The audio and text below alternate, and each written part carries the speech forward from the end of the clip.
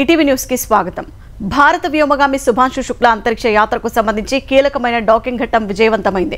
కాసేపటి క్రితం డ్రాగన్ వ్యోమనౌక అంతర్జాతీయ అంతరిక్ష కేంద్రం ISS తో అనుసంధానమైంది. నిన్న మధ్యాహ్నం 12 గంటల 1 నిమిషానికి ఫ్లోరిడాలోని నాసా అంతరిక్ష ప్రయోగ కేంద్రం నుంచి నింగిలోకి దూసుకెళ్లిన డ్రాగన్ వ్యోమనౌక 28 గంటలు ప్రయాణించి ISS చేరుకుంది. డాకింగ్ పూర్తయినప్పటికీ యాక్సియం 4 వ్యోమగాములు నేరుగా ISS లోకి ప్రవేశించారు. 1-2 గంటల పాటు తనిఖీలు సర్దుబాటులో ఉంటాయి. ISS డ్రాగన్ వ్యోమనౌకలో పీడనం ఒకే తీరులా ఉండేలా వ్యోమగాములు చూస్తారు. లీకేజీలు ఏమైనా ఉన్నాయా అని పరిశీలిస్తారు. తర్వాతే శుభాంశు బృందం అంతర్జాతీయ అంతరిక్ష కేంద్రంలోకి ప్రవేశిస్తుంది. శుక్లా బృందం అంతర్జాతీయ అంతరిక్ష కేంద్రంలో 14 రోజుల పాటు ఉండి దాదాపు 60 ప్రయోగాలు చేపట్టనుంది. కేంద్ర ప్రభుత్వం వివిధ కార్యక్రమాల కింద ఇచ్చే నిధులను మూలధన వ్యయానికి కేటాయించాలని ముఖ్యమంత్రి చంద్రబాబు ఆర్థిక శాఖ అధికారులకు సూచించారు. సంక్షేమ పథకాలతో పాటు సంపద సృష్టి, ఆదాయాన్ని పెంచేలా మూలధన వ్యయం మరింత పెంచాలని పేర్కొన్నారు. ఈ తరహా ప్రాజెక్టులకు అధిక ప్రాధాన్యం ఇవ్వాలని ఆదేశించారు. ఆంధ్రప్రదేశ్ ఆర్థిక శాఖపై సమీక్షించిన చంద్రబాబు సంక్షేమ పథకాలు, అభివృద్ధి కార్యక్రమాలకు నిధుల ఖర్చు, విడుదలపై చర్చించారు. పింఛన్లు సహా సంక్షేమ కార్యక్రమాలకు ప్రతి నెలా వెచ్చిస్తున్న ఖర్చుతో పాటు రానున్న రోజుల్లో వివిధ పథకాల అమలు, అభివృద్ధి పనులకు ఖర్చు చేయాల్సిన నిధులపై సమాలోచనలు జరిపారు. ఆయా కార్యక్రమాల అమలుకు నిధుల లభ్యతపైన ఆరా తీశారు. నాబార్డు నుంచి నిధులు సమీకరించి పంచాయతీరాజ్ శాఖపై ఎక్కువ ఖర్చు చేయాలని సీఎం సూచించారు. అమరావతిలో ఇంటిగ్రేటెడ్ సచివాలయం HOD టవర్ల నిర్మాణానికి టెండర్లను ఆంధ్రప్రదేశ్ ప్రభుత్వం ఖరారు చేసింది. టెండర్లలో L1 గా నిలిచిన సంస్థలకు బిడ్లు ఆమోదిస్తూ ఉత్తర్వులు జారీ చేసింది. ఇటీవల కేబినెట్ బిడ్లను ఖరారు చేసి ఆమోదముద్ర వేయగా ప్రభుత్వం ఉత్తర్వులు వెలువరించింది. ఇంటిగ్రేటెడ్ AP సెక్రటేరియట్, HOD కార్యాలయాల్లో GAD టవర్ నిర్మాణ పనులను NCC దక్కించుకుంది. 882.47 కోట్లతో సచివాలయంలోని GAD టవర్ను NCC లిమిటెడ్ సంస్థ నిర్మించనుంది. ఇంటిగ్రేటెడ్ సచివాలయంలోని 1-2 HOD టవర్లు నిర్మాణ పనులను షాపూర్జీ పళ్ళంజీ కంపెనీ లిమిటెడ్ 1487 కోట్ల 11 లక్షల రూపాయలతో చేపట్టనుంది. 3-4 HOD టవర్ల నిర్మాణ పనులను L&T 1303 కోట్ల 85 లక్షల రూపాయల వ్యయంతో నిర్మించనుంది. అమరావతి ప్రభుత్వ సముదాయ ప్రాంతం లేఅవుట్లలో మౌలిక సదుపాయాల కల్పన కోసం 1052 కోట్ల 67 లక్షల రూపాయల నిధుల విడుదలకు ప్రభుత్వం పరిపాలనా అనుమతి జారీ చేసింది. అమరావతిలో E3 రోడ్ 3వ దశ విస్తరణ కోసం 683 కోట్ల రూపాయలకు పరిపాలనా అనుమతి ఇచ్చింది. విశాఖపట్నం కాపులుపాడలోని కాగ్నిజెంట్ అత్యాధునిక క్యాంపస్ స్వర్ణాంధ్ర అభివృద్ధికి గణనీయంగా దోహదపడుతుందని ముఖ్యమంత్రి చంద్రబాబు వెల్లడించారు. నూతన ఆవిష్కరణలు, ప్రపంచ భాగస్వాములతో నడిచే కాగ్నిజెంట్ను ఆయన విశాఖకు ఆహ్వానించారు. ఏపీలో అసాధారణ ప్రతిభ ఉందన్న ఆయన ప్రపంచవ్యాప్తంగా ఎదురయ్యే సాంకేతిక సమస్యలు ఎదుర్కోవటానికి సిద్ధంగా ఉన్నారని తెలిపారు. ఇది పరస్పర వృద్ధి సహా నూతన ఆవిష్కరణలను ముందుకు తీసుకెళ్తుందన్నారు. ఏపీ భవిష్యత్తును శక్తిమంతం చేస్తుందన్నారు. అంతకుముందు కాపులుపాడ IT హిల్స్లోని 22 ఎకరాల్లో AI డిజిటల్ ట్రాన్స్ఫర్మేషన్ క్యాంపస్ ఏర్పాటు చేస్తున్నట్లు కాగ్నిజెంట్ సామాజిక మాధ్యమం Xలో పోస్ట్ చేసింది. ఈ క్యాంపస్ ద్వారా 8,000 మందికి ఉద్యోగాలు లభిస్తాయని తెలిపింది. వచ్చే ఏడాది కార్యకలాపాలు ప్రారంభించి 2029 నాటికి తొలి దశ పనులు పూర్తి చేస్తామని కాగ్నిజెంట్ స్పష్టం చేసింది. డబుల్ ఇంజిన్ సర్కారు వల్ల ఆంధ్రప్రదేశ్లో అభివృద్ధి పరుగులు పెడుతోందని కేంద్ర మంత్రి గజేంద్ర సింగ్ షెకావత్ అన్నారు. గోదావరి జిల్లాల ప్రజల చిరకాల వాంఛైన అఖండ గోదావరి ప్రాజెక్టుకు ఉప ముఖ్యమంత్రి పవన్ కళ్యాణ్తో కలిసి కేంద్ర మంత్రి శంకుస్థాపన చేశారు. ఈ కార్యక్రమంలో పలువురు ఆంధ్రప్రదేశ్ మంత్రులు, బీజేపీ రాష్ట్ర అధ్యక్షులు, రాజమహేంద్రవరం ఎంపీ పురంధేశ్వరి, ఇతర ప్రజాప్రతినిధులు పాల్గొన్నారు. విదేశీ పర్యాటకులను ఆకర్షించేలా, రాజమహేంద్రవరం చుట్టుపక్కల ప్రాంతాలను తీర్చిదిద్దేలా అఖండ గోదావరి ప్రాజెక్టుకు శంకుస్థాపన చేయడం ఆనందంగా ఉందని షెకావత్ అన్నారు. ఈ ప్రాజెక్టు పూర్తయితే ఏటా 4 లక్షల మంది పర్యాటకులు పెరిగే అవకాశం ఉందని పవన్ కళ్యాణ్ తెలిపారు. శక్తివంతమైన నాయకులు, ప్రభుత్వం ఉంటే అభివృద్ధి వేగవంతమవుతుందని స్పష్టం చేశారు. ఆంధ్రప్రదేశ్ అభివృద్ధికి షెకావత్ ప్రత్యేక కృషి చేస్తున్నారన్న పవన్ కళ్యాణ్ రాష్ట్ర వ్యాప్తంగా ఉన్న పర్యాటక కేంద్రాలకు పునరుజ్జీవం అందించాలని కోరారు. తెలంగాణలో ప్రభుత్వ ఉద్యోగులు, పెన్షనర్లకు సంబంధించి 2 ఏళ్లకు పైగా పెండింగ్లో ఉన్న వైద్య చికిత్సల బిల్లులను ప్రభుత్వం క్లియర్ చేసింది.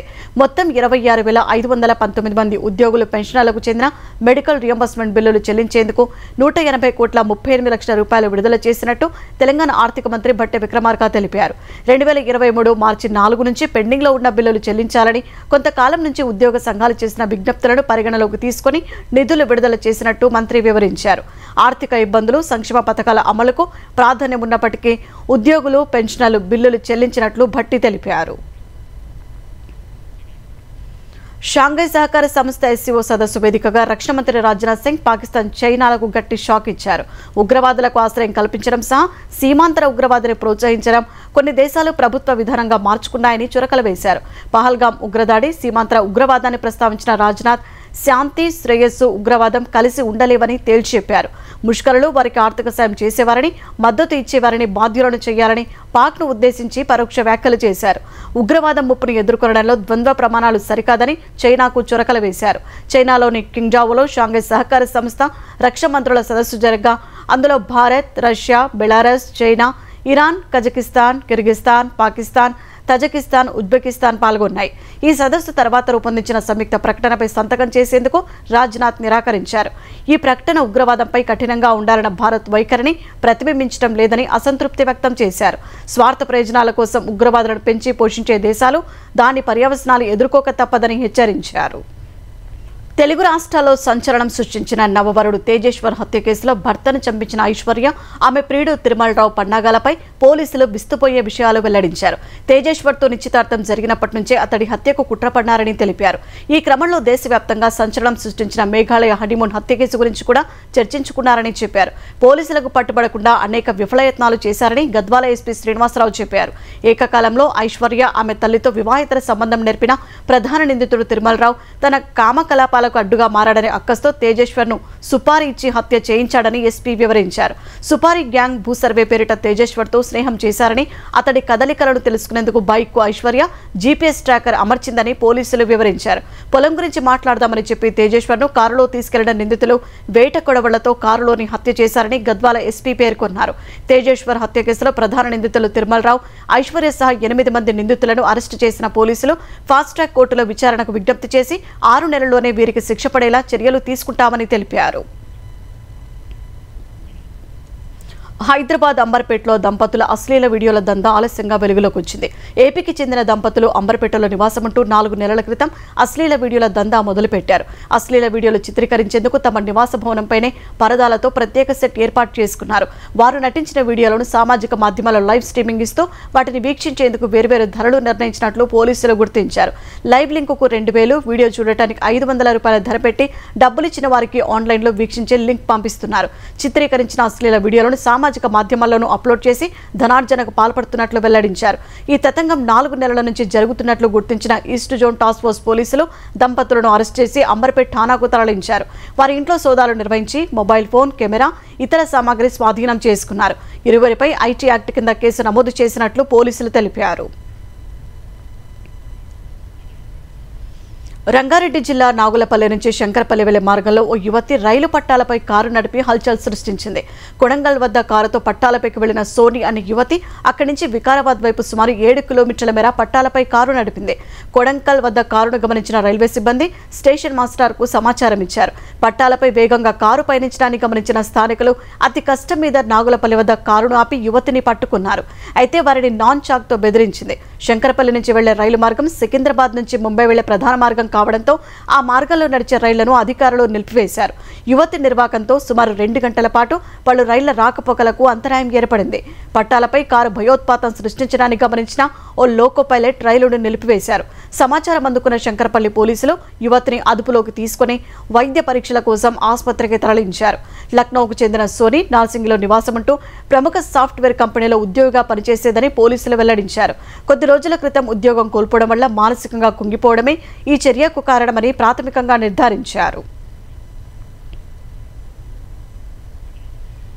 అంతర్జాతీయ మాదక ద్రవ్య వ్యతిరేక దినోత్సవం స్ఫూర్తిగా యువత మాదక ద్రవ్యాలను తిరస్కరించాలని ఏపీ విద్యాశాఖ మంత్రి నారా లోకేష్ సూచించారు. యువశక్తిని సమాజానికి ఉపయోగపడేలా తమకు మెరుగైన భవిష్యత్తును నిర్మించుకోవడానికి ఉపయోగించుకోవాలని తెలిపారు.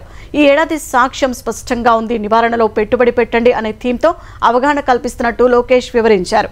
అవగాహన, విద్య, ముందస్తు నివారణ, బలమైన సాధనాలు కావాలని ఆకాంక్షించారు. ఆంధ్రప్రదేశ్లో కఠినమైన చట్టాల అమలు, నిఘా ద్వారా మాదక ద్రవ్యాలు అరికట్టడానికి ప్రభుత్వం చొరవ తీసుకుందని స్పష్టం చేశారు. అందుకే the elite anti narcotics group for law enforcement EAGLEను ప్రారంభించినట్టు చెప్పారు. మరోవైపు ఏపీలో అన్ని జిల్లాలు, నగరాల్లో డ్రగ్స్ వ్యతిరేక ర్యాలీలు, అవగాహన కార్యక్రమాలను నిర్వహించారు. ఈ కార్యక్రమాల్లో ప్రజాప్రతినిధులు, అధికారులు, ప్రజలు పాల్గొన్నారు.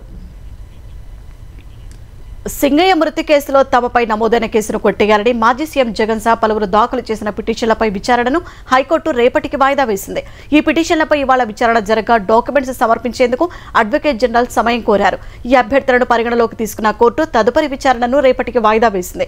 గుంటూరు జిల్లా రెంటపల గ్రామ పర్యటనలో జగన్ వాహనం ఢీకొని చీలి సింగయ్య మృతి చెందారు. ఈ ఘటనపై కేసు నమోదు చేసిన నల్లపాడు పోలీసులు జగన్ను రెండో నిందితుడిగా చేర్చారు.